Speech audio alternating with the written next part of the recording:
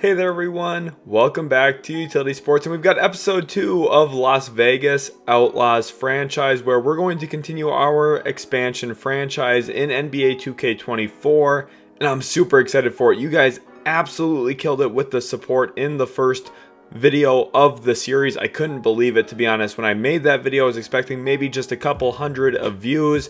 You guys showed out in a big way. There was a ton of likes on it. Shout out to you guys for that. And also a good number of views. Enough views where I'm very, very happy to continue with it during the series. So if you guys do want to continue seeing more episodes of Las Vegas Outlaws franchise, make sure to leave a like and subscribe to the channel for more content, whether that's NBA 2K24 content or of course the normal NBA content we have on the channel all week long. And I'm really excited for this, and there were a lot of different comments as well. I read through every single one of them, and you guys have a lot of great ideas for the franchise, and we're going to be implementing those. But I think this episode, the to-do list, first of all, we're going to start with introducing the prospects, getting to know them. We're going to start some of the scouting here on the franchise in this video, and then we're also going to have a double header. We're going to have a couple of different games in today's video for a pretty good reason. You'll see most videos will probably end up just having one game in there. I think it's going to be a healthy blend with some of the simulation and then also playing one game, but this one will have two for a specific reason. So you guys get kind of double the content. You'll see this video is going to be over an hour long, which I'm sure you guys are excited for. I am as well. I'm having a lot of fun so far with the beginning of the series. I hope you guys are too. And let's get into it now with the prospects. And looking at prospect scouting, here was a comment from Saul Goodman. Please don't use generated players in the draft. We want it to be semi-realistic. And I thought this was a great note, but not one that's really tenable or feasible or doable. If I were to import a draft class, first of all, it would kind of take away from the series a little bit because we already know about some of the prospects in real life. Alex Sarr, Matas Buzela, some of the awesome young guys who are going to be entering the league in the next however many months. It would take away from it a little bit, so I didn't go that direction. We went with fictional guys, and I'm going to make it feel like real life. Austin Butler is the top projected prospect in our draft. His draft rank is number 1, his position rank is number 1, and look at his grades. B- inside scoring, A+ mid-range, B- three-pointer, B playmaking, A perimeter defense. He's a 6'5", 19-year-old guard from Southern Methodist University. That's right, SMU has an elite draft prospect. Who would have thought? And looking at him here, we're going to make these prospects come alive in this series. And I got some early footage from SMU. They mailed it in to me here for this video specifically.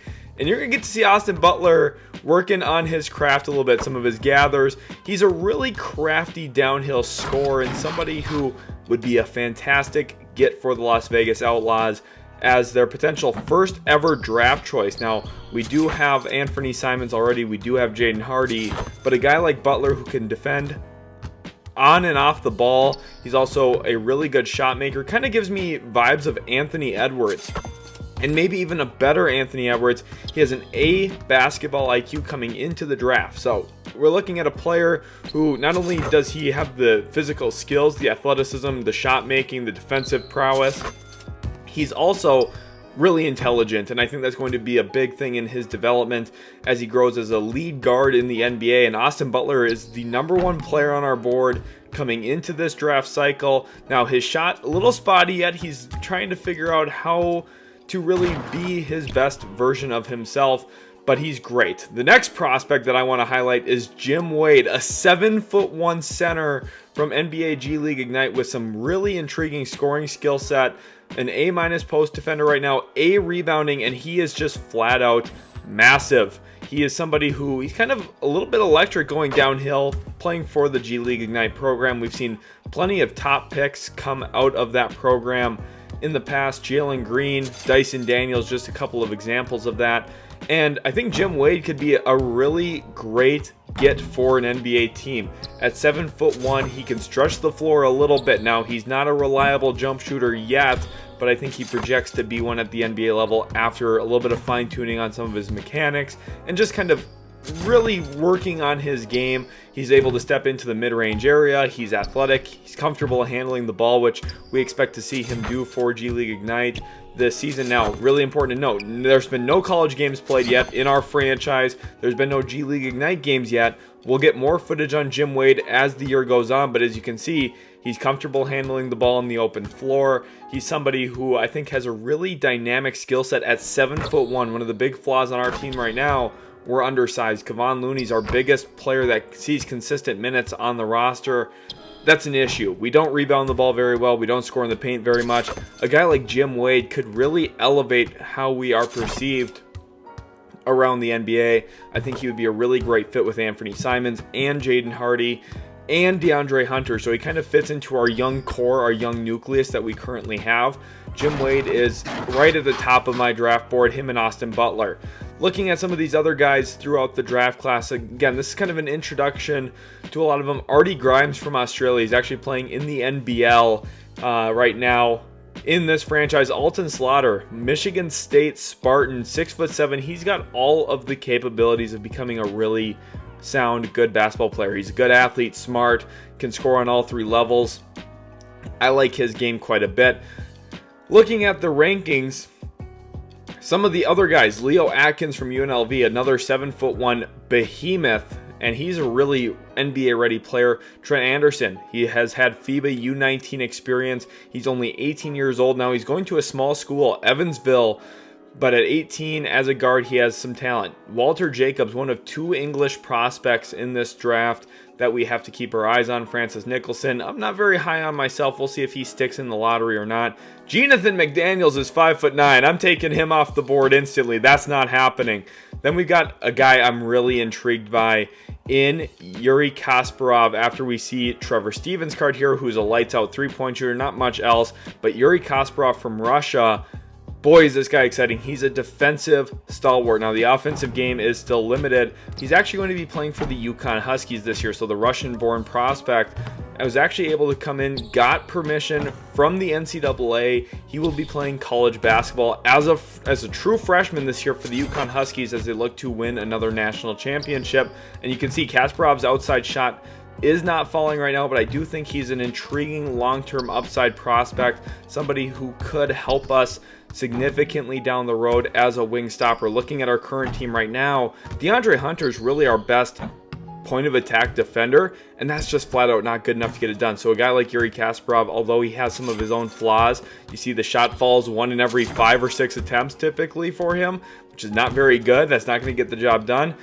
On the defensive side of the ball, he's going to help us a lot. I think he's a crafty finisher, and there's going to be a role for him. Bob Wesley, another guy I like quite a bit, three-point specialist, and he's listed all over the place. He's a 6'4" guard with a 7-foot wingspan from Syracuse, and this kid can fill it up. He's an A-plus lights-out three-point shooter with the size and length to boot. He's somebody who, listen, he doesn't get to the rim great, but he's got elite shooting range, and that's something that we have to keep our eyes on. Hakan Karimoglu for Turkey, still working on my pronunciation for those Turkey-born players. He's someone to keep our eyes on. Cliff Swift headlines a strong Michigan Wolverines class. Tony Raja from Croatia. I feel like there's a lot of foreign players in this draft, as well as Dante Blair looking at Portland State. We got some small school guys in here as well, kind of Santa Clara vibes, Portland State vibes, similar. And then we actually have another Southern Methodist player. So remember, Austin Butler, the projected top pick in the draft. His teammate, 21-year-old Devin Wall, gaining some notoriety this draft cycle for playing with the top recruit in the nation, Austin Butler, who's going to be the #1 pick this year, presumably. Devin Wall is an intriguing prospect. Now, he's not as big as a guy like Jim Wade, who, remember, was 7'1". Wall is only 6'10", but he has a little bit more touch to his game. Now, not the best footage that we've got of him here, kind of struggling to knock down some of these perimeter shots, but trust me, when he's on, he's hitting from deep, he's hitting from all 3 levels, and he's really big and strong. If you're looking at a guy who could step in and contribute right away, Devin Wall might be your player, especially if you find yourself in a spot with 2 first-round picks, maybe the first pick in the draft. If you can walk away with Butler and Wall, that's a really great place to be. Having those 2 guys side by side could be a really big game changer for a franchise like ours. Del Kennedy from LSU, another 7'1" big. This class has a ton of raw size and talent. Then we see Pat Samuels here, a 6'10" forward from Arizona. He kind of gives me Bobby Portis vibes, if I'm not going to lie. I think Pat Samuels Jr. is a guy who could really, in the right situation, be an elite bench scoring big man, similar to what we've seen from Bobby Portis since landing in Milwaukee, or maybe something similar to Naz Reid, who's really broken out in a big way for the Timberwolves in recent years. Now, I think Samuel's a little bit bigger, a little bit stronger than Naz Reid, a little bit more of a true interior force, but he's got some comfortability from behind the three-point arc as well, still developing that outside shot, but he's somebody who's comfortable taking them in games, and I think he's going to be an intriguing player for sure. Isaac Craig out of Wyoming, a 7-footer, not really sure what's there for him this year. He's going to defend and rebound, doesn't give you a whole lot else, but there's other great players in this draft. Alexander Callaway, a 6'10" wing. We'll have to keep our eyes on him. And look at some of the wingspans in here. Travis Dunleavy with a 7'10" wingspan out of St. Mary's. Crazy upside here. At 7'1" with a 7'10" wingspan, he can drive the basketball. He's comfortable shooting it a bit. He's got really good touch around the rim. He likes to go over his right shoulder on a lot of his post moves. And because of that, I think Travis Dunleavy could be a player we also consider at some point. Maybe he's more of a second round type pick, but with his comfortability shooting the mid-range shot, I think he would be a really good addition. He gives us a little bit more size than what we currently have from Kevon Looney. And he's a little bit more comfortable from the perimeter, which maybe means we can lean into a few more 5-out sets. Gives us a little bit more flexibility around some of our shot-making guards that we made a priority in the expansion draft. I think if you're going to get a lot out of Anthony Simons and Jaden Hardy, you're going to have some type of anchor rim protector around them. We just don't have that right now, but maybe Travis Dunleavy could be that guy. Mike Lloyd, 7'2" out of Gonzaga. He's not really going to be a player on our radar. I think he's a lesser Drew Timme. I'm not exactly sure if there's going to be a role for him in the NBA. I think he's going to go down as great college player, probably not too much else. Though for us, he's probably an Exhibit 10, two-way type of contract player, similar to a Luka Garza or, like I said, Drew Timme. Now, Joey Bowman, on the other hand, is interesting. This is actually his high school footage from Montverde Academy. So he has not yet appeared in the college program that he's attending. And the reason for that is he's actually dealing with a little bit of a hip injury right now. So that's something we're going to have to keep our eyes on. But he was lights out for Montverde a year ago as a senior. He actually won National Player of the Year, even over Austin Butler, who was the #1 recruit. Joey Bowman was lights out, averaging about 29 points a game as a senior in high school as he led the Montverde Academy Eagles to a perfect record and a national championship at the high school level. I think Bowman's a guy with his shot making. We have a real question mark right now at small forward with Ochai Agbaji. Maybe Joey Bowman is that type of guy. He has the athleticism. He's got the shot making. He could definitely fit in to the roster that we're trying to build here in Vegas. And I think he's a guy that we have to have on the short list of, consideration when it comes to this offseason and who we potentially draft. Tracy Chambers from New Mexico, smaller guard. Not sure if that's going to really be on our radar. If you could tell, we're kind of looking for a little bit more size. 6'5" and up. We're looking for some big bigs. There's a couple options in this draft, and you guys got to let me know down in the comment section which prospects have stood out to you. Like I've said, you guys are going to impact this in a big way. Cody Jamison, I think, is going to be a huge steal, potential second-round pick, A+ 3-point rating. He's on my radar for sure with the size. We've already highlighted Bob Wesley. I really, really like the look of Bob Wesley. I think he's going to be an awesome player in the NBA. And the question is, how do we get more first-round picks? Because it feels like we're going to need at least 2 in this draft with some of the talent that we have coming into the draft this year. Jeff Levens Jr., power forward, 21 years old. He's got a little bit of an outside game. And Steve Cooper Dyke at 5'9" is the #1 playmaker in the draft currently. And then from a physicals perspective, Wade Haywood. He's only 6 feet tall, but he's a 3-and-D point guard. Think Patrick Beverley type. Then when you have just kind of a look at where these players are coming from. Again, like I said, this is kind of the draft of some of the international guys. A couple England prospects in here. We've got a lot of small schools. Evansville, for example, Illinois, Harvard. Illinois is not too small of a school, but historically doesn't produce a ton of NBA talent. And then Byron Sparks, G League Ignite product as well, is actually the current teammate of Jim Wade. This is Sparks' second year with G League Ignite. He has played with them a year prior. He was Scoot Henderson's teammate a year ago, and he's got some talent getting downhill. Now the shot is questionable, and I think, you know, if you want to give a comparison to a recent draft prospect, I think CD Sissoko might be that type of comparison. You know, they've both got intriguing talents and skills. They're both downhill forces. Now, Sparks likes to operate more out of hop steps and Euro steps, whereas CD Sissoko liked his spin move. I still think that Sparks could be an intriguing second-round option, just like CD Sissoko was when the Spurs took him in the 2023 NBA draft. We might look to make the same thing happen here with Sparks in the 2024 NBA draft. And overall, I just think it's a pretty good draft. Miguel Lopez, Senecal here out of Puerto Rico. We got prospects from all over the globe in this draft. We've highlighted Yuri Kasparov, who is again playing for UConn this year. There's a couple of other Russian and Ukraine prospects playing for Moscow this year as well.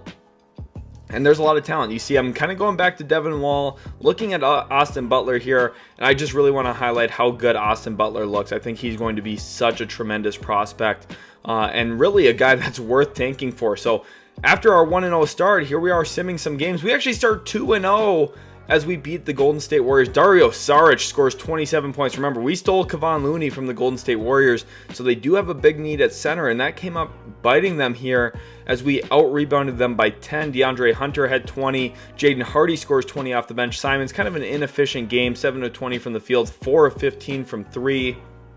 But a win's a win, especially when Kevon Looney grabs 15 rebounds in pretty convincing fashion. Now, Ochai Agbaji is really the big hinge factor for us. If Ochai Agbaji plays great, this team could actually end up being pretty solid year one.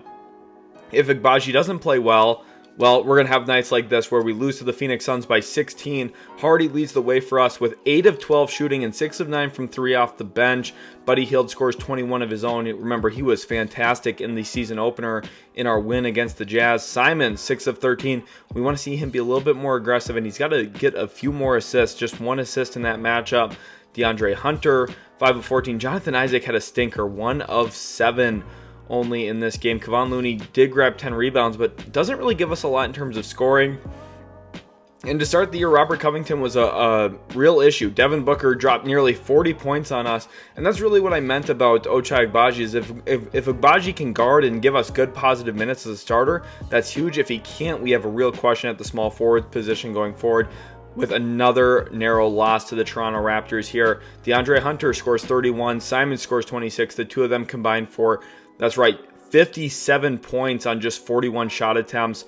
Really great game from them. Hield and Hardy combined for 35 as well. So our backcourt is playing great to start the season.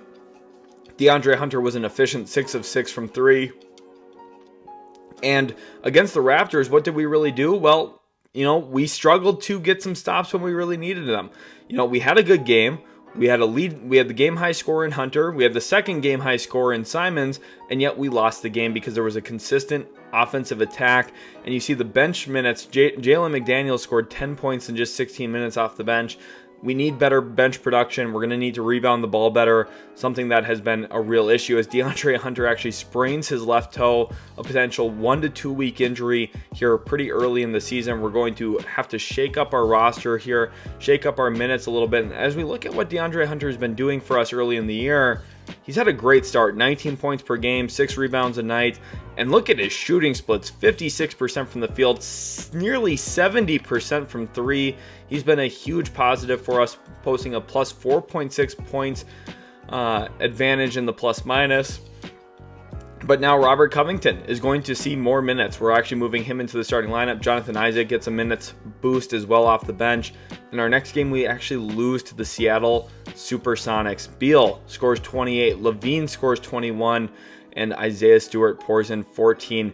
Now, noticing that they had 43 rebounds, we finished the game with just 38. But Anthony Simons went nuclear. 42 points, a franchise record from Anthony Simons, who was tremendous. Buddy Hield scores 24 of his own. Jaden Hardy with a 21-point performance. DeAndre Hunter actually played through his left toe sprain gave us 18 points, 6 rebounds, and Kevon Looney, 8 assist performance from Kevon Looney to go with 5 points and 13 rebounds. If we get that version of Kevon Looney every single night, we're actually going to win a good number of games this year. And just looking at the issues, we got outscored off the bench by 29 points in this one, and that goes a long way in kind of shaping performances and shaping wins or losses. And for us, clearly a tough loss here. We fall to 2-3 before taking on the Washington Wizards. And in that matchup with the Washington Wizards, we lose again. We lose by 13 points. Kuzma goes off for 31. Jordan Poole gives a somewhat efficient 23 points. Now just 3 of 9 from 3. They didn't shoot very well from 3, but we still came up on the short end of the stick here. And again, we give up just too many points, 124 points. You can't win. Simons had a great night, 30 points from him. Jonathan Isaac had the game of his career, arguably. 2 steals, 22 points, really efficient, but Jaden Hardy had a massive stinker, 4 of 15 from the field, just 1 of 9 from 3. Duncan Robinson, 0 of 5 from the field. Ended up actually having a neutral plus minus in 20 minutes, which I don't know how that's possible for Duncan Robinson to not make a shot and still be neutral, but that's exactly what happened. We ended up losing, though. We fall to 2-4 as we're about to take on the Dallas Mavericks. I'm super stoked for this matchup against the Dallas Mavericks. Let's look at our player stats here, though. Anthony Simons averaging 25 points a game to start the year. He's our offensive heavy guard. Now, he's not shooting well from 3 yet. I think that's something that's going to, come over time. I think he's going to get more comfortable playing in a new city. Hunter and Hield combining for about 38 points per game together. Jaden Hardy off the bench, 17 points. It would be huge to win him a 6th Man of the Year award. Now, he's playing rather efficiently as well. Obviously, he had that 1 for 9 3-point performance. Still shooting 38% from 3, though, through 6 games. So he's been a massive plus for us. Brandon Clark nearly 10 points off the bench as well. Looney's grabbing 12 rebounds. And I think Leonard Miller's a player I want to highlight here as well. Let's look at his recent games and see what this guy was, doing down in the G League. He's played 3 G League games, and he's grabbed 11 rebounds, 15 rebounds, and 19 rebounds in his last 3 games down in the G League. So the former G League Ignite product himself, maybe we'll see him team up with Jim Wade this year. That's going to be something we have to keep our eyes on.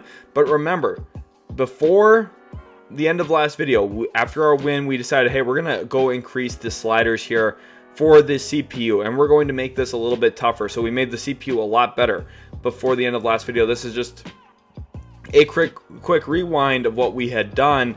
And now let's get into our matchup against the Mavericks. And here's a little bit of a spoiler. We got blown out badly at American Airlines Center. The Dallas Mavericks, just recently sold, by the way, by Mark Cuban. Well, they were putting on a show. Luka Doncic, Kyrie Irving were just unfair in this matchup. So what you're going to see in this video for this game specifically, remember we're going to have a doubleheader, you're going to see highlights from this game, and we're going to keep it pretty quick and short. Kevon Looney had a couple nice plays early on, but really from the start of the game, it was all Dallas. Tim Hardaway Jr. started off with a 3-pointer. Luka Doncic was just running at the rim at will. Kyrie Irving gets a tough little mid-range floater to go off of a Luka Doncic assist. Now here's the highlight of the game for us. Anthony Simons getting downhill with a massive flush. I love Anthony Simons' game. He's been playing really great for us. He's actually toward the top of the league in jersey sales so far this season as well. But the Mavericks all game long were way too tough. You're going to just see clips of how ridiculous things were here. Early on, we tried doubling Kyrie Irving. He swings the ball to Hardaway. Just enough space for him to get the 3 off, and he cans it once again. So the sliders are not doing us any favors here. But look at this! Watch out below! Brandon Clark coming through, telling Dwight Powell to go back to Canada and stay there forever because he just got jammed on and thrown to the ground. But Luka Doncic says, anything you can do, I can do better. Look at that, coasting through the lane. Give it a little bit of a flex as well. Tim Hardaway Jr. with the assist. The Mavs fans love it there in attendance as they watch Luka Doncic and company take a stronghold early on in this game. It's 20-10. Jaden Hardy getting some payback, though, on the Mavs, but it was just too much of Dallas. Grant Williams Tim Hardaway Jr. just letting it fly. Kyrie Irving slipping back on a back cut. Look at Luka Doncic, man. This guy is so good, and if he's doing that, if he's getting to the rim that easily and finishing above the rim like that, you really have no shot against this guy. Look at the muscles there. Now, Anthony Simons, he's had some awesome moments. He'll get a little spin jumper to go. That's really going to be his trademark move in this series. I'm sure you guys are going to see a lot of Anthony Simons spin jumpers, and when Luka Doncic made this shot, I knew we were in for a long game. To end the first half, we're now down by 20 points. It was just Luka Doncic, Kyrie Irving, and the Dallas Mavericks doing anything and everything they wanted all game long. We had no answers for them. The new sliders were going crazy. Kyrie Irving in the first half had 18 points on 8 of 13 shooting. He was playing lights out again, finding a nice little back cut to the rim, a little bit of touch around the rack as well, hitting some threes along the way, just doing a little bit of everything. Just kind of played a really smooth game right there in transition, finishing a tough layup, hitting some mid-range pull-up jumpers. Kyrie Irving was smooth in this one, and there you see Derek Lively drilled a three-pointer. Luka Doncic gets a tough floater to go. That's how I know these sliders are a little too crazy if Derek Lively's hitting pull-up threes on us, but we ended up losing by 40 points before simulation. So this is going to go down as the worst loss in maybe NBA history. We lost by 80 points, 170 to 90. Luka Doncic, Kyrie Irving combined for 92 on just 54 shots. Those two guys were mental. Now, Anthony Simons was our real bright spot. He had 36, 2, and 4 on 34 shot attempts. He was letting it fly. Kevon Looney had 16 rebounds, posted to his first actual double-double of the season. Yeah, Kevon Looney's been really solid for us, but you see pretty quickly here, I was like, yeah, let's maybe pull down some of those CPU sliders a little bit. That was a little bit too crazy. I was trying not to get tilted while playing that game because I'm telling you, I thought I was playing good defense, you know, hand right in Luka Doncic's face, and it was basically, hey, this guy's wide open, he's going to make that shot, which I do want some of that, and that's in this series, which is why the sliders are still going to remain a little bit more difficult than they typically are. So the sliders are still higher than they were in the first game, and I think you're going to see in the second game, remember, we have a double header in this video, you're going to see in the second game that, hey, the sliders played a bit better. I think they're going to be a little bit more natural for everybody, and I think it's going to kind of breed good basketball. It's going to look good. It's going to be accurate to what NBA basketball would look like for an expansion franchise, because the whole hope here is we make as much realism as we possibly can. We're not going to do 4, 5, 6, 7 trades a year. We're going to do 1 or 2. We're going to maybe do 1 or 2 signings a year. We're going to really slow play this franchise because I want it to be a fun long-term series instead of, oh, hey, I could go out and sign a couple of players or make a couple of big trades. We're going to, have it be a lot of fun, and we're going to actually go about team building and doing things the way that I would do them if I was running an NBA franchise. And I think the best way to do that is taking things slow.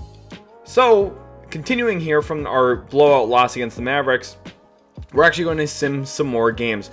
My kind of plan is we sim 4 or 5 games per every game we play, maybe a little bit more, maybe a little bit less. So, kind of somewhere around playing like 10 to 12, 13, 14 games a year probably is the best, because then that means I need to continue team building. And I need to improve our roster. Now look at this. Terrence Davis went off for 24 points against us for the Miami Heat. That's such a Heat culture type of thing to have happen. But the whole point is, hey, look, I need to build a good roster. I need to build a roster that can win games when I'm not playing. And that's going to be the real challenge here. As you can see, we're not off to a good start. 2-6 record now. And we've been sliding 28-point loss to the Denver Nuggets. Hardy has 26, though, off the bench. And Anthony Simons, that is maybe the worst game we'll see him play all series long. 35 minutes, he mustered just 5 points, and 3 of them came from the free throw line. On 13 attempts, he made just 1 shot. He also had 3 turnovers. Was just a huge negative for us, minus 23 plus minus. And we just struggled. Jamal Murray, Aaron Gordon. This was a game with no Nikola Jokic, and we lost this bad. The Nuggets were missing the league finals MVP, and it didn't matter. Julian Strawther gave them a nice performance, and if you look at the points in the paint, we got bullied there. We got just manhandled on the glass as well, and because of that we struggled. But we faced a 1-6 Blazers team who's also struggling, and we actually ended up getting the win. We moved to 3-7. Duncan Robinson gives us 20 points off the bench. That's a real big lift for our team. Anthony Simons had 19.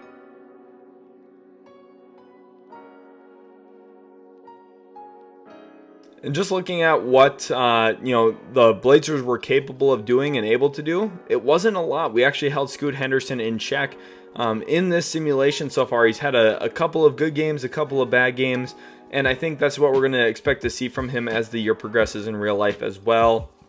The Lakers beat us after our second night of a back-to-back. This is actually a game I'm very proud of. Based on simulation, second night of a back-to-back, to only lose by 10 points with travel, I think is a pretty big deal for us.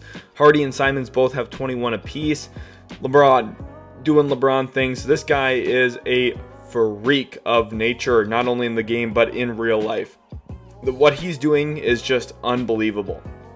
Year 21 of his career, and in the game he's averaging 27, 10, and 8, and to be honest, he's not far off in real life either. So the Lakers do manhandle us in the paint as well, outscore us by 22 points in the paint. And let's go on to take the Minnesota Timberwolves. Now, I'm completely afraid of this game against the double bigs there in Minnesota, but we somehow come out with a win, 100-95. Anthony Simons goes nuclear again, 39 points, 5 assists, shot 67% from the field, and 8 of 12 from 3. So he was fantastic for us. He's the story of the game. We had no one else even come close to 20 points. Only 4 guys scored double digits, but it was enough to get a win, 100-95. Anthony Edwards scored 30. Remember, Austin Butler, the potential #1 draft pick in 2024, is kind of an Anthony Edwards clone. So if we could get that type of guard next to Anthony Simons in our starting lineup, we really might be cooking with gas. Gobert had 15 rebounds. Again, we get killed in the paint though. 22-point differential there. No second chance points for us. That's a huge issue. And we get out assisted. We get out rebounded. We gave up 20 offensive rebounds. So we still have some big flaws, even in the games that we win, as we're about to face the Oklahoma City Thunder. We're 4-8 right now, and we lose by 22 again. So there's some real flaws in our team. Shai Gilgeous-Alexander scores 38 points against us. Simons gets 33 of his own, though. Pretty nice performance from him. I am happy with the way that he's been playing to start the season. I just want to see more consistency from him on a night-to-night basis. He's had a couple of big performances, a couple of lousy performances. If we can get 24, 25 points a night from him consistently, we're going to be super happy, and we feel like he's going to be a build-around player. We're still looking to develop him as we're about to take on the 9-5 Spurs. The simulation's going a little bit different for San Antonio than real life. We lose just by 6 points to them. Simons has just 18 in this one. We did not have a single player reach 20 on the game, but Wembanyama, 27 points, 12 rebounds, did have 4 turnovers. But his rookie season stats in the game are actually relatively similar to what they are in real life. About 20 points, just under 10 rebounds a game. Kind of what we've been seeing from Victor in real life as well, although his shooting splits have been low. I told people coming into the draft this year that, hey, he's a great talent. I think he's going to be an all-time great. But there's going to be moments where he's not super efficient for a big man because he likes to play in the perimeter. And it's bad if you get waxed by the Detroit Pistons, which is exactly what we had happen. Rookie Ausar Thompson had a fantastic game against us. Jaden Ivey kind of off to a really poor start in simulation here. Simons got to his 25. He's averaging 24 at this point of the season. We're really happy with that if we can get that type of production from him. Hardy had kind of an off night, just 6 of 16. Duncan Robinson, 3 of 9 from 3, and we lose big time. I think really we're missing a couple of defensive pieces as we lose again in pretty big fashion. 31-point loss here to the Los Angeles Clippers, who are star-studded. Russ goes off for 28 points. It's going to be tough to beat them if they get that type of production from Russell Westbrook off the bench. DeAndre Hunter kind of slouching back down into what we've seen from him in recent years. Kind of a 15-point per game scorer. Does have a nice performance against the Clippers, but a lot of those are garbage time minutes where when you're down by 31 points, doesn't really matter. At points we were down by 40 in this game, and we got outscored by 22 in the third quarter. That kind of goes a long way. We got outscored by 17 in the first quarter. We're just not keeping up with other team starters. Now, we do beat the Houston Rockets, surprisingly, in pretty significant fashion. Brandon Clark and Jaden Hardy combined for 43 bench points. Really great production from them as they kind of outplayed our starters in this one. A big reason why we were able to beat the Houston Rockets, who didn't really get a great performance from anyone. Jalen Green did not actually play in this game. Jeff Green, played 18 minutes, did not score. Amin Thompson had 12 points of his own. Dylan Brooks was rather efficient, but we kind of controlled this game. Now, points in the paint, we still got bullied around, but we still, I think, for the most part, had a great game. And this is where we get into our matchup with the Seattle Supersonics for our second game of a doubleheader. And you see their starting lineup, quite a bit better than ours. Fred VanVleet, Zach LaVine. They don't have Bradley Beal, who's out with an injury for this game. So kind of lucky that we're facing the Seattle Supersonics at Climate Pledge Arena in Seattle, and they're not healthy. So it's a huge win for us. It really is. And we got Simons on VanVleet here to start the game. And really all I'm looking for in this first season is that we can be competitive and play close games and maybe win some of them. You know, angling for a draft pick, I think, is in our best interest, but we're not going to go out and completely tank. We don't want to lose by 20 points as Fred VanVleet shoots a pull-up three, unable to get it to go. Kevon Looney throws a really nice outlet pass here to Simons, who takes and makes a spin jumper. What a clean shot from Simons there. I think for us specifically, what we're really looking to do this year is kind of build our identity. See what we're missing, see what we're lacking on the team, as we get actually Buddy Hield to attack downhill and draw a foul, get him to the free throw line where he should be automatic for us. I think, you know, my early returns on the team so far, I really like Anthony Simons. I think he is going to be a build-around piece for us. I really like Jaden Hardy off the bench, although I think that we probably still need a little bit more bench talent, probably someone who's a little bit better than him. Really nice action there from the Sonics, by the way, to get Zach LaVine an open triple. And I think we really need rebounding. Anthony Simons with a cold step-back jumper. He got it going early in this game. You see his usage right there on the bottom. But VanVleet, he's been kind of giving us the work earlier in the year. The Sonics are already 1-0 against us coming into this matchup. And anytime you play the team you're expanding with simultaneously, it's a big battle. But Zach LaVine seemed ready for it in this one. Gets a nice mid-range jump shot to go off the glass. But Simons, he's not going to be denied. Kicks it out to Ochai Agbaji, who misses. That's something we need Ochai Agbaji to hit in the future. Remember, I've been saying he's one of our big swing players. He needs to make that shot. We're actually ranked 32nd now in the power rankings after an 0-3 performance last week. Our baseline out of bounds here, though, does open up Simons for a quick trigger three-pointer off the entry. We're actually up 9-5 here, so we're looking to kind of change our fortunes. Right now, we're ranked last in the NBA in power ranking. We want to kind of right that here, and Ochai Agbaji is going to hopefully be a part of what we're doing here long-term, although my early returns with him have not been great. Harrison Barnes running a two-man game with Isaiah Stewart, unable to get it to go. DeAndre Hunter clears the glass. We find Simons early. Go into a drag screen with Kevon Looney. And Fred VanVleet makes a great play on the basketball. Later on in the first quarter, Simons here in isolation against VanVleet, looking to cook, gets downhill, goes up and actually draws a foul. That's the second foul on Fred VanVleet. So we get him into some early foul trouble, which gives us a pretty big advantage into this game. If we can get Fred VanVleet off the court, it tests their depth a little bit. Looks like Karis LeVert is checking in for them. Him and Zach LaVine are going to co-share the point guard duties seemingly. And LaVine just pulls up into a triple. Doesn't get that one to fall, although I think that's a pretty good shot for the Sonics. All things considered, you have your best player, best shot maker, shooting an open look as Buddy Hield gets LaVine up off the ground. We actually find DeAndre Hunter, who has a little bit of nice touch there, able to get that little 10-foot push shot to go. I'm still trying to find ways to integrate DeAndre Hunter into our offense smoothly. I think there's some things I need to do with him to get him the ball a little bit more frequently. As you see the standings, with our recent losing streak, we've actually fallen all the way down to 10th in the Western Conference. Remember, we started the year 2-0. We're one game back now of the Sonics, so a win here could perhaps move us up to the 9 seed. We do want to be competitive. Now, like I said, being realistic, we're probably more likely going to be a draft team, as Jaden Hardy looks for a spin jumper himself. Can't get that one to go, though. Slightly late on the timing, and Zach Levine is off to the races.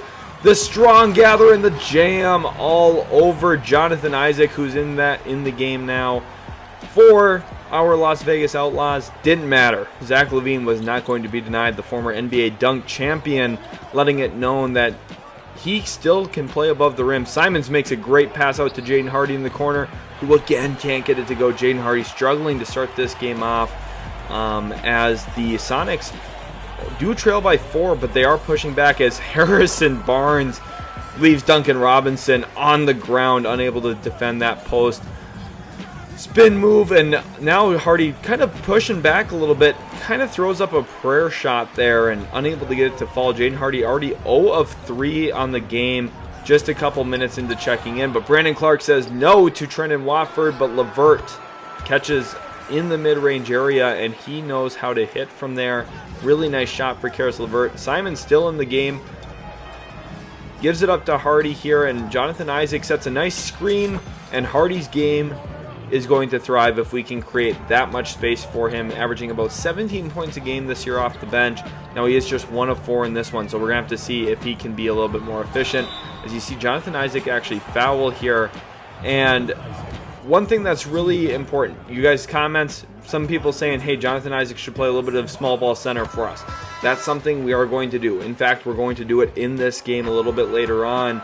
That's a big, kind of game plan for us, is toying with lineups, seeing what works, what doesn't. How do we put the best pieces around Anthony Simons, DeAndre Hunter to succeed, as Simons kind of gets lazy with that one there, throws a bad bounce pass, and Karis Levert just outruns Duncan Robinson.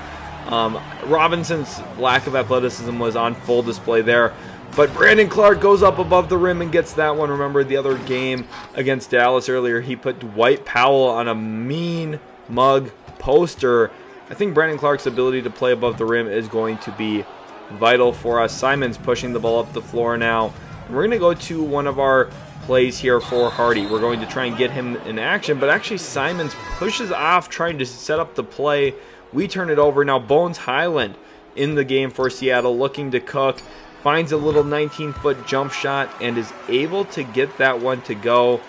As the first quarter buzzer sounds, we trail by 2 points here to the Seattle Supersonics at Climate Pledge Arena. Bones Highland, of course, the man of the hour at the buzzer there, getting his shot to fall, giving the Sonics an early lead in this game. As we go into the second quarter, the Sonics have been very impressive. They've had a lot of things go right for them in this one so far, specifically looking at Zach Levine's shot making. Harrison Barnes has put in a couple of buckets on his own. But listen, we have Anthony Simons, and I feel like on any given night, he's going to be able to keep up with another team star in terms of scoring. Now, for us, I think the question is, how do we rebound? How do we defend? Do we score in the paint at all? It can't just be Anthony Simons all game, every game. We need other people to perform. As we head back here into Climate Pledge Arena, the Sonics, feels good having Sonics basketball back in this franchise, but we're looking to get Jaden Hardy and Buddy Hield involved in our offense. We're going to a little bit of a Horns flare option, something the Minnesota Timberwolves run in real life. Buddy Hield unable to get anything out of it. We're going back to Jaden Hardy now, who's looking to create off of this. Tries throwing a lob to Kevon Looney, but is unable to do so. Hamidou Diallo ends up with the steal. We actually get a stop on the other end, or so we think. Hachimura unable to get the three-pointer to go. Really good competitiveness from Covington, who also might see some small ball center minutes. Hardy going to a hop step, acrobatic layup attempt, rolls out. So pretty unfortunate there for Hardy. A couple possessions later, Buddy Hield looking to create his own shot, unable to do so there. But we're going to go to Jaden Hardy in the corner. Little dribble pull up, and again, if we can create Jaden Hardy open space out of screens, it's going to be a huge success for us. Now, this is the part of the game where Fred VanVleet looks to call his own number a bit. We cut him off. Really good defense initially from Jaden Hardy. Now it's Karis Levert versus Buddy Hield, and this is where we have some issues. Buddy Hield commits a really bad foul out of the pick and roll. Jeremiah Robinson-Earl somehow has the touch to get that to go and has a chance at a three-point play. JRE at the line here is able to convert on it, and we actually just have a 1-point lead here a few minutes into the second quarter. Simons attacking against VanVleet downhill, gets a mean step back off here in this one. Had Fred VanVleet stumbling. Where are you going, Fred? VanVleet had no idea what hit him. Anthony Simons with a cold move. But later on, Harrison Barnes on the attack. Blows by Agbaji. Unable to get it to go, though. Good help from DeAndre Hunter. Which, again, I need to find ways to get DeAndre Hunter more involved. Agbaji driving downhill. Unable to get all the way to the rim. VanVleet does pick up his third foul, though. So that's a big deal in this game. Levine kicks it over to LeVert. Back to Levine. The boomerang pass leads to a semi-open three-pointer. And when you give Levine just enough space, just enough daylight, he's going to get it to go. Duncan Robinson tries to quick fire on the other end. A really bad miss there from Duncan. And Levine pushing back in transition. Does not get that one to go. Really great cutoff by Brandon Clark. We outlet deep to Duncan Robinson, who's looking to attack here. Gets cut off. Really nice defense from Trendon Watford, who is the starting center for the Sonics in this game. And Simon's now looking to attack. We kick it back over to Hunter, who's got Levine in a mismatch. We go to the little post hop shot. Can't get it to drop, though. And the Sonics are pushing back the other direction. Harrison Barnes hands it off to LeVert. And so far, I'm pretty happy with the way our team's played. I think our defense could be better, especially on Levine, who's had his way early in this one. But we're playing well. We're scoring the basketball. Trendon Watford gets cut off here by Clark. And Duncan Robinson still goes up with it, though, despite the double. LeVert kicks it over to Levine. We've got a double team on Levine. We're trying to force the ball out of his hands. He kicks to Watford. Simons being very active. Gets a tip. But Levine finds a little bit of daylight at the end of the shot clock. And again, a 7% contest against Zach LaVine just isn't good enough. We've got to do better. And with that, we've found ourselves in a spot where we're going to struggle. DeAndre Hunter misses a give me at the rim, but Clark cleans it up. I think the one big complaint I have so far early in this game is we got to guard Zach LaVine better. Too much room, too much space, and Duncan Robinson covering him is not the answer to solving some of that. You see their little pin down action. Levine gets a great look. I'm surprised he missed it, but Watford there actually able to clean it up. This is one of the big flaws with our team as well. We're just not that big. We don't have a ton of rim protection. Teams get downhill, they score. Simon step back triple, unable to get it to go. Maybe he should have just taken the mid-range there. It was open. I thought, hey, let's step back behind the three-point line. Let's get a lead here in the first half. Unable to do so, though, as LeVert slowing things down here for Seattle. And they actually set a moving screen. Trendon Watford kind of out of position, not a natural center. Not really liking what I'm seeing. As you can see, I'm starting to look to possibly move Jonathan Isaac here to center at some point. That's going to be something we consider doing. We advance the ball past the timeline, and we take our first time out of the game right before the halftime break. And the whole point is to get our certain lineup on the court to end the half. We want Duncan, Hield, Simons, Covington, Isaac. We've got length, size, shooting. That's what we're looking to put in our front court. And we've also got elite shooting on the wings with both, obviously, Simons at point, but you also have Hield and Robinson. And we kick it out to Hield, unable to get a shot off there, takes a mid-range instead. Probably not in Hield's wheelhouse there. Not a great shot from us.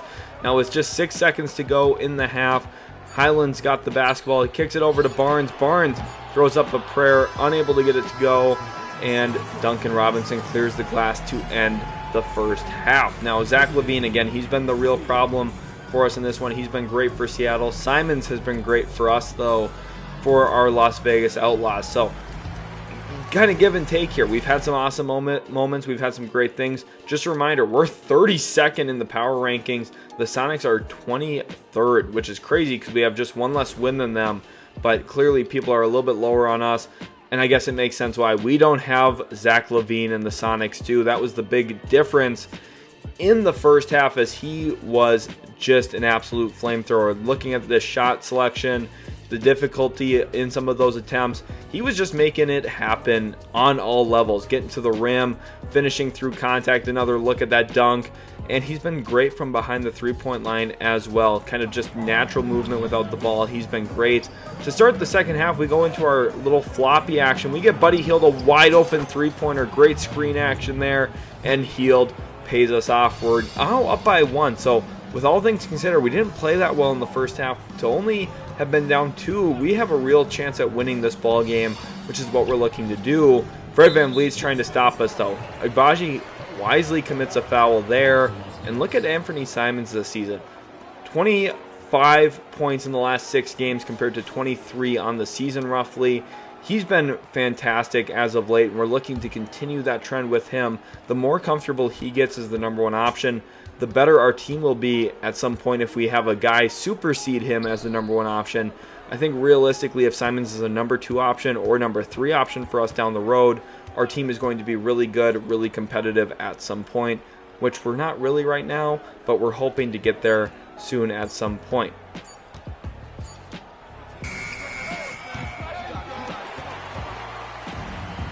Van Vliet now pushing the ball up the court after the Agbaji miss. Levine swings it over to Barnes. Does not actually throw another touch pass, which I was expecting him to do to Watford here. But Van Vliet takes the drag screen and gets it to go on a moving pull-up three-pointer. That's a tough shot to hit. It's a tough shot to take, but he takes and makes it there. Gives the Sonics a 2-point lead early. Simons looking to answer, gets to the paint, but actually really great defense there from Van Vliet. We're hoping to put Van Vliet into foul trouble further by drawing a 4th foul. Couldn't do so, and instead Van Vliet comes back on the other end.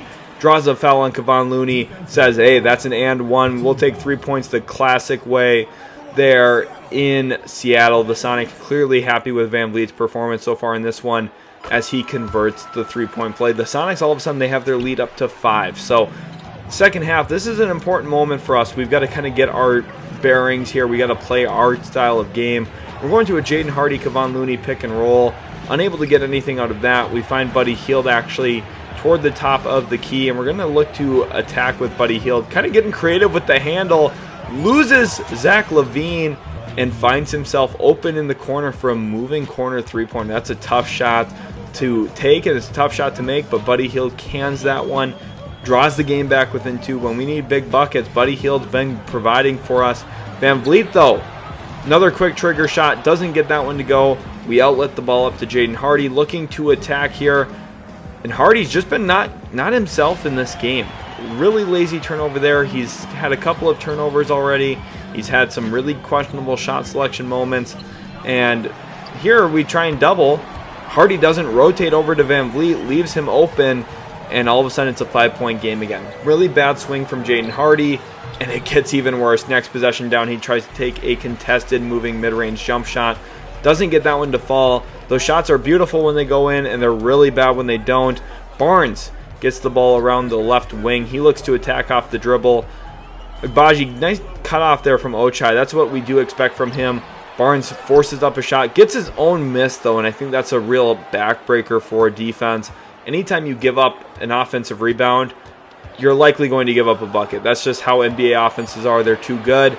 Hield all over Levine, or so we thought. Levine had just enough space to feel comfortable there. We go into a drag screen. Hardy gets downhill and actually gets unimpeded to the rim. So a really good comeback finish for Hardy there. But some of those end of shot clock possessions have been really devastating for us, with Levine being the guy who's paid off most of those situations with 3-pointers most specifically. Watford kicks it over to Levert, and at this point we're just trying to play contain. Our ball contain hasn't been great, and Van Vliet finds himself open once again. Kind of just a heartbreaking shot to allow, and all of a sudden the Sonics, just a few possessions in here in the third quarter, just a couple minutes into the third quarter, we find ourselves down by 9. We had a good start to the third period. Didn't last long. They kind of came out and started making a bunch of shots. We're looking to Duncan Robinson here, though. Got an open look, but there's actually a foul. Rui Hachimura actually bowls over Brandon Clark on the play. So we have to kind of go back to the drawing board here. We're going to go back to our ATO play. Quick 3-rip floppy. We really like the floppy action with both Hield and Robinson on the floor. We're going to get a good look for somebody. Hield catches the ball here. We're looking for Duncan on the flare-up. And we actually touch pass boomerang back to Buddy Hield, who cans the triple. He's been huge for us so far this season. I don't know where we'd be without him. He's been so good, but so has Fred Van Vliet. Hits a really tough contested mid-range float shot there, and all of a sudden the lead's back up to 8 again. Jonathan Isaac, we're playing him kind of in that front court spot. We're not exactly sure what we're going to get from him. Offensively, I just feel so unsure of giving him the basketball. I like what he brings us defensively. I think he's a good prototypical defender for what we need in this franchise. But I just don't know, especially if you're going to get beat to the rim like that by Isaiah Stewart. That's going to be a question. Now, he does actually end up walling up Stewart pretty well off the offensive rebound. So, some credit there to Isaac. And, man, can we just say RIP Jaden Hardy, because that was a terrible possession from him again. Hardy's just not looked himself. Maybe he's dealing with an illness, maybe a little under the weather or something. He's just not playing good. I'm not going to take any ownership at all, even though I'm the one with the controller in my hands. Levert chucks up a prayer, unable to get that one to go. And Hardy pushes downhill here in transition, tries to dump it off to Isaac, and this is where I don't feel comfortable, attacking on the offensive end with Jonathan Isaac. We're going with a Heald and Clark pick and roll. Find Hardy over in the corner. We're looking to create some space, unable to do so, and this is just one of those broken down possessions, trying to end with Brandon Clark going to the post. Just don't get anything good there, and that is the third quarter. We're down by 8 points, 47-39. If we're going to win this ball game, we got to turn it up right now, but as you can tell, Fred VanVleet's been huge in the second half, was able to stay out of foul trouble, although we tried to get him into it. He was doing a great job avoiding fouling and just honestly made a ton of tough shots. He's been absolutely great for the Seattle Supersonics here in the third quarter, and we'll have to try and limit what he's capable of doing here in the fourth quarter. It is Sonics ball to start the period, and Bones Highland brings it up. Luckily, no Fred VanVleet on the court for us to start the fourth quarter, as Simons tries to contain Bones Highland. Duncan Robinson just feels like such a huge negative on defense. Gets blown by Levert there, who converts the easy bunny. Now the Sonics lead by 10, and it's going to be Simons' time here. Him and DeAndre Hunter, we look to get those two guys involved. Hunter, nice spin move to the rim, but unable to get the layup to go. JRE pushing back now the other way. Should have probably been a little bit more aggressive in trying to make a guy like Jeremiah Robinson Earl beat us. We do leave Hamidou Diallo wide open, though. That is upon, that's intentional. We're trying to do that as Simons looks to create, probably had a mid-range pull-up shot there. If I take it, watching the film back, I just got to dial in. But Duncan Robinson, he says, I'll take and make one of those. Nice little pull-up job there from Duncan, and we needed that basket. Game, 8 points, 5 minutes to play. This is still winnable, although it's technically not clutch time yet. It's a winnable game. This is a game that we have to win if we want to be taken legitimately. Anthony Simons fouls Jeremiah Robinson Earl, and one puts him on the line. And again, we're down by 8 points here, now 4.5 to go. Levine throws up some garbage. Not sure exactly what he was hoping to get out of that shot. Simons attacks downhill. Thought he was going to get all the way to the rim. Actually settles on a floater going to his left. That's a tough shot to make. Banks it off the glass, but no dice there for Simons. As really kind of our ball contain has really fallen apart here. We haven't stopped the basketball very well, as Levine takes a flare screen, and just anytime Zach LaVine's getting any type of space in their offense, it's been really dangerous for us. We trail by 11, now make that 14 following a Karis LeVert three-pointer in transition with the Hamidou Diallo dime. And all of a sudden the game looks like it's over. We've got just 3.5 minutes left in this game. Trail by 14. Simon says, it's my time, now or never. Hits a spin jumper. The Sonics say, hey, timeout. They're going to use their make it, or their use it or lose it timeout here with just a little bit over 3 minutes to go in the game. And we have to kind of come out and get some stops here. Fred VanVleet looks to attack Simons. Pretty good defense, I thought. Forces a miss here, and Simons now pushing downhill in transition. Nice little hop step. Gets the tough floater to go from about 8 feet or so. That's a really tough bucket. And like I said, it's now or never. It's Simons' time to operate down the stretch of games. We are going to give Anthony Simons the ball and let him go to work. Jaden Hardy now looking to attack. He goes into Zach LaVine's chest. Luckily gets the foul call. I thought that was a bang-bang call. Could have went uncalled. We got the whistle, though. Hardy misses the second. Made the first, but misses the second. And that's a big one because it leads to a Fred VanVleet three-pointer in transition.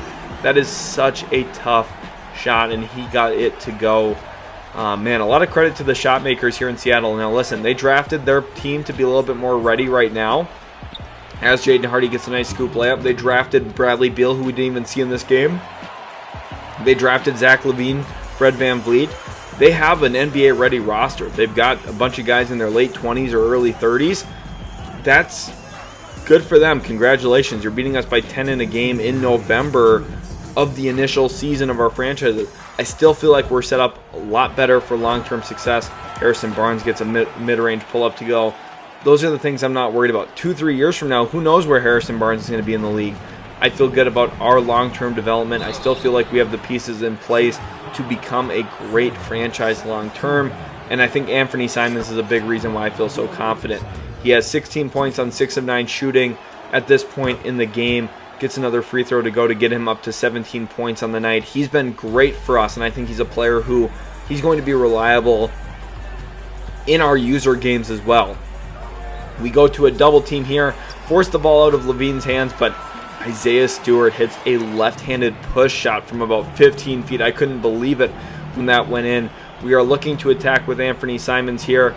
Get to a spin, unable to get to go, kick it over to DeAndre Hunter, who just misses. And I think the one thing you'll notice in my gameplay right now, we have to find ways to get DeAndre Hunter the basketball. We have to find ways to get him to be productive, as Fred VanVleet maybe makes the best pass I've ever seen, by the way. He threw that from the right wing to the left block on a bounce pass, and the ball got there not only on time, but perfectly on target through traffic. Simons comes back and says, I don't care about you, Fred VanVleet. You're way too little. You can't guard me. Simons, really nice basket. He's 8 points in the fourth quarter, so his fourth quarter scoring has been essential for us, and even keeping this game at all close. Now, we do trail by 12, but we get a loose ball. Jaden Hardy can't get on it, just late to recover, late to react, and because of that, it's sideline out of bounds here for the Sonics with just a minute and 2 seconds to go. You might be saying the game's over, but we've got our starters in. We're going to try and make a push here down the stretch of this one. VanVleet looking to attack. Can we get a stop here? They kick it out to Levine. Really good defense. Hunter, nice stop there. And we get a rebound by Buddy Hield. And we're going to actually take a timeout now. Foolishly, I passed the ball before taking that timeout, so we had to trigger from the backcourt. But we actually draw an immediate foul on Bones Highland. He can't believe it. I couldn't believe it either. I thought we stepped out of bounds. And Simons goes to the line with a chance to increase his scoring output. This would push him to 21 points on the night, and he gets it to go. We're within 10, 44 seconds left. The game is pretty much all but over, but we're going to keep pushing. We're going to try and win. We're going to try and, we're playing our young guys, letting them get chances to develop, play to try and win the games, and we actually draw a loose ball offensive foul here on Rui Hachimura. So Hunter now goes to the line with the chance to cut into that lead, makes it a single-digit game, and actually able to dwindle the lead down to just 8. 33 seconds left. Now we're going to need some Tracy McGrady type magic. We'll see if we can get a loose ball steal here on Zach LaVine. He's looking to attack. We force a kick over to Watford. They kick it down to Barnes, and he foolishly shoots the ball early and misses, and that's exactly what we needed to get back into this game. Simons looking to attack. Step back, Jack. Anthony Simons gets it to go. 6-point game all of a sudden. Now, hopefully you didn't look away from your screen. 15 seconds left. We foul. We're going to the foul game here. We need a steal or we need to foul.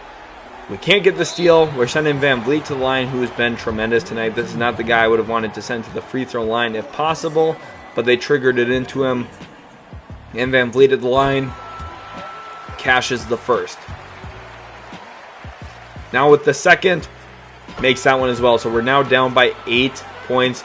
We're trying to advance the ball quickly, get it up to Simons, and we're looking to attack. Step back, Jack again. Can't get that one to go. And that will do it here in our second game of the video. So remember, doubleheader today, third game of the season. And this is a tough loss for us. We had a chance to pass up the Sonics in the standings, but we ended up losing by 8 before simulation. Remember, after sim, you guys will see some of the updated statistics. But honestly, a great performance from the Sonics. Zach LaVine in the first half, Fred VanVleet in the second half. It was really that simple. And both of them finished with 38 points. VanVleet 38 on 24 shots. LaVine 38 on 24 shots. Just a really balanced attack from both of them. LeVert gave them 18 points off the bench. For us, Anthony Simons, new franchise record, just set it again. 46 points in this one. Had a tremendous game shooting the basketball. Got to the line 12 times as well. Buddy Hield poured in 22. Jaden Hardy had 18 points on 8 of 20 shooting. Not really the best night from him. DeAndre Hunter just 12 points. Looney did finish with 20 rebounds for us, but when it comes down to it, we got outscored in the paint again. We got out-assisted significantly. The other team just played better than we did. And I think that once we have more size in the future, we're going to have some other things to go to. But right now, the team's kind of weak. The team's kind of thin. We have a lot of issues in terms of our roster construction right now. And again, that's part of the point of this. We're kind of tanking in year one a little bit. We haven't been great to start this season. That's okay. We're not trying to be the best team. We're not trying to be an elite team. We're just trying to be a competitive team. And I think that we are trending in that direction a bit. Okay, I think that we're doing a lot of the things right that we need to. We're 5-13 on the year. It's not a great record. It's not what we want to be. We would love to be great right out of the gate, but we knew with the way that this was going to play out, there's going to be some bumps in the road. So remember, go back to those prospects. Austin Butler, Jim Wade, some of the others, some of the top end prospects in this draft. There's some more guys that, who knows, maybe we'll uncover throughout the year that we think, hey, this guy could be a real great addition to Las Vegas Outlaws basketball. And that's what we're looking for. We're trying to bring in more talent, trying to kind of complement our current roster. And I think the biggest things we need is more shooting, more defense, and more size. We need to be able to rebound the basketball. We need to protect the rim a lot better than we currently do. We need perimeter defense. We need a point of attack stopper. We don't have that right now. I've been trying to rely on Ochai Agbaji and DeAndre Hunter for that. I just think I'm overtaxing them. So we've got some flaws. You guys have to let me know down in the comment section what you think about those prospects. Let me know about what you think about Austin Butler from SMU. Let me know what you think about Jim Wade from G League Ignite and some of the other electric prospects we have in this year's draft. Again, the whole hope is to make it feel like it's alive to you guys, make you guys feel like, hey, this is going to be a really fun franchise, even if we don't have, Matas Buzelis, whatever, in the draft, because I don't think it's even that realistic anyway, because it's November and who knows, right? Everything's going to change by the real draft in 2024. So I figured, look, the best thing for this series is having the fictional guys. Will make them feel like they're coming to life, and we'll, kind of just have a lot of fun in this franchise. Hope you guys did enjoy. If you did, again, make sure to leave a like, subscribe to the channel for more. If you watched up until this point, I want you to comment down below, Outlaws are greater than Sonics. Even though we lost the game, we have to get some support here. Give me an Outlaws greater than sign Sonics. That way I know you guys made it to this part of the video, and we'll catch you in the very next Utility Sports video.